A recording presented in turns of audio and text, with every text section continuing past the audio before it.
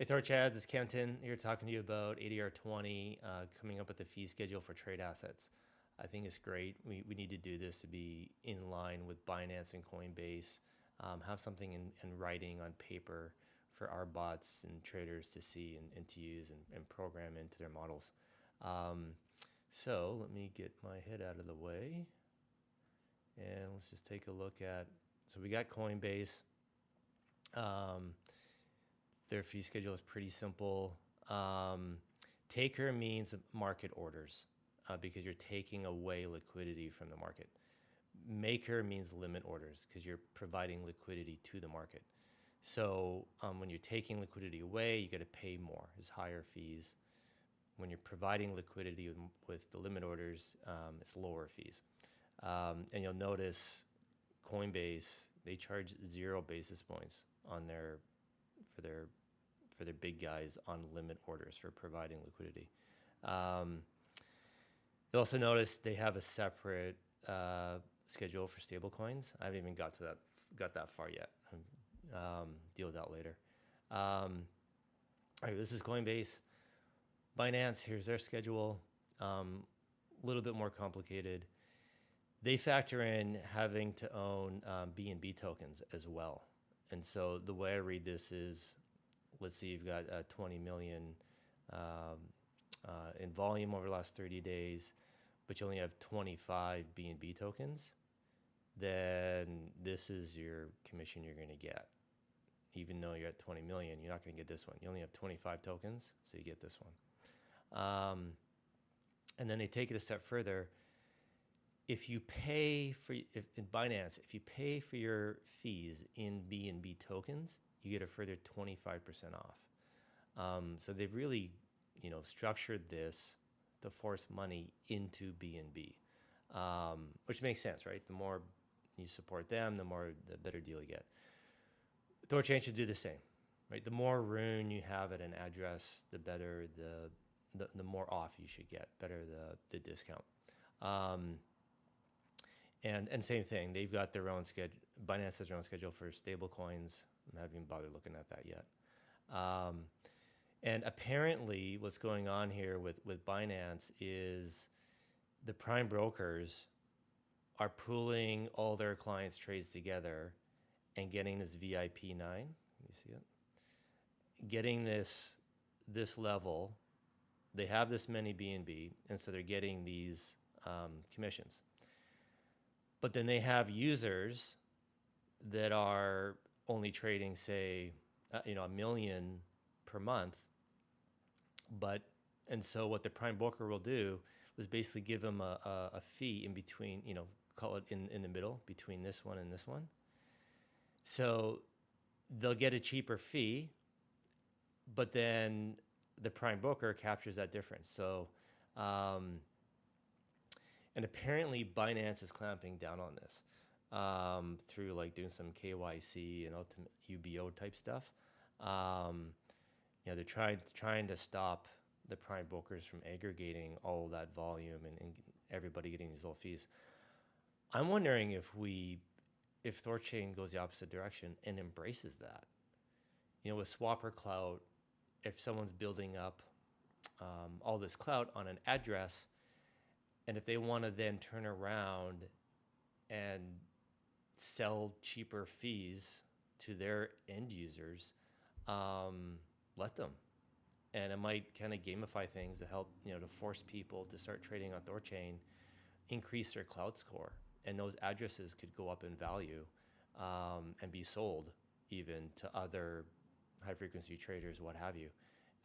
And especially the way, because clout score is based on number of Rune, right?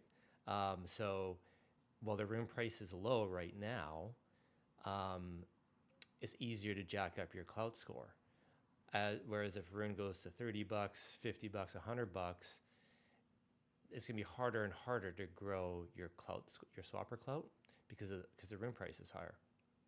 So in Rune terms, those fees will be less, which means less clout score. So it'll encourage and force traders, prime brokers, whoever, get on THORChain now, start developing your clout score, start jacking it up to get these these lower fees. So okay, and I just had another thought on what did I. Yeah, and this shouldn't affect DEX aggregation because these are trade assets, right? When with SwapKit is looking at THORChain, ChainFlip, and Maya, they're not looking at trade assets. They're looking at directly at the pools, the L1 pools. So trade assets can have its own schedule unique to THORChain, and should if anything, I think we're competing with Binance and Coinbase in that regard, not ChainFlip or Maya. So. Okay, I took these schedules and I threw them into spreadsheets. I basically just retyped it all out there for you. And then I made it more, I started putting the numbers to work so I can actually start doing some multiplication. And I'm using, for these BNB tokens on their schedule, I picked a BNB price of $600 to come up with the dollar value of the tokens they're asking people to own. And this is how I'm coming up with the number of Rune tokens on the other schedule. So that's Binance, Coinbase. I did something similar. I just copy and paste this, retyped it in from the website. And then I started putting the numbers here. So I'm going to start doing some multiplication, start putting in the charts. Let me show you these charts. So here's market orders. Coinbase is in blue, Binance is in orange, and limit orders. So you can see the limit order is much cheaper, and Coinbase goes to zero pretty quick. I don't know that we should be charging zero. Maybe we just have this curve just trend towards zero, kind of like on an infinite curve going towards zero type thing. I'm thinking we should charge something. And anywho, so what I did was I just kind of came up with numbers for THORChain. So these green ones here, I just manually typed in lower fees than what Binance had, just to try and scoot under them. And then I also came up with an actual formula, so it follows a logarithmic formula, do something different. I don't think it matters too much if we're a bit higher in this lower end. What matters is on the big end and the long end that we come under, we come low. And then I did the same thing over here.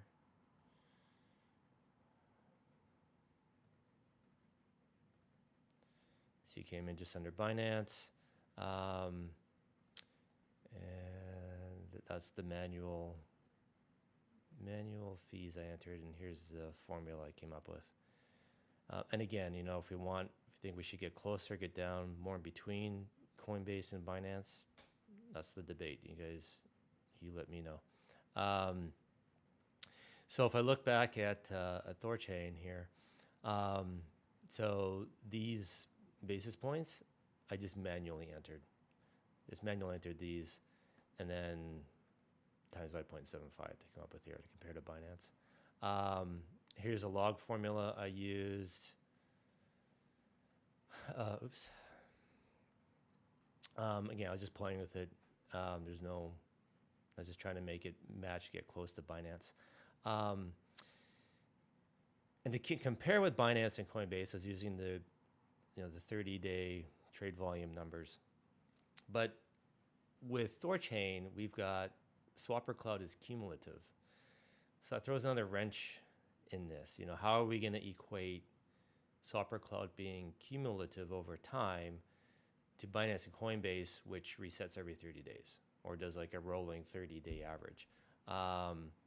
Should traders on THORChain, should they be able to get to the max Swapper Cloud, the maximum discount for Swapper Cloud within a month, or should we stretch it out to 6 months? This is part of the debate. I don't know. I haven't got that far yet. And basically what I did here to come up with these Swapper Cloud numbers, if you go back to Binance, at each tier, this is the fees that a trader would pay. And so I took I added all these up. I added them together to get the cumulative fees a trader would pay over after all these interviews. So these cumulative fees divided by their rune price is my swapper clout. So these cumulative fees divided by $3 rune is this swapper clout number. I started playing with this. We should have, based on how many rune tokens you have, you get a discount. So if you have no tokens, you're going to get the base schedule. If you have this many tokens, maybe you get a 25% discount. If you have this many tokens, maybe you get a 50% discount. I'm just playing with this. I'm just thinking out loud. Maybe we have it's a sliding scale. So from on this row, for example, from 0 to 5,000, let's say you only have 1,000 tokens, then you get a 10% discount. If you have 4,000 tokens, then you get a 40% discount, right? We can maybe do all in between. I'm sure we can get as complicated and granular with it as we want. But we should somehow, gamify this to encourage people to owning Rune, right? And I just arbitrarily picked 1 million tokens as the top. Basically, you want to own 1 million tokens. That's what we want. Forces these our bots or whatever to, if you get 1 million tokens, may as well run a node. Or if maybe they have LP units, they can just LP units times 2 to get their effective rune exposure. Because they are contributing to the protocol by having money in liquidity pool. But then also too, just, average Joes, if they maybe just holding Rune, just holding it, not doing anything with it, let's give them trading discounts, let's give them a cut. Encourage people to own Rune, to hold it, to buy it. I'm not sure how we compare the cumulative swapper clout to the rolling day 30 average to come up with something similar. But yeah, this is what I've got so far. Okay, thanks guys.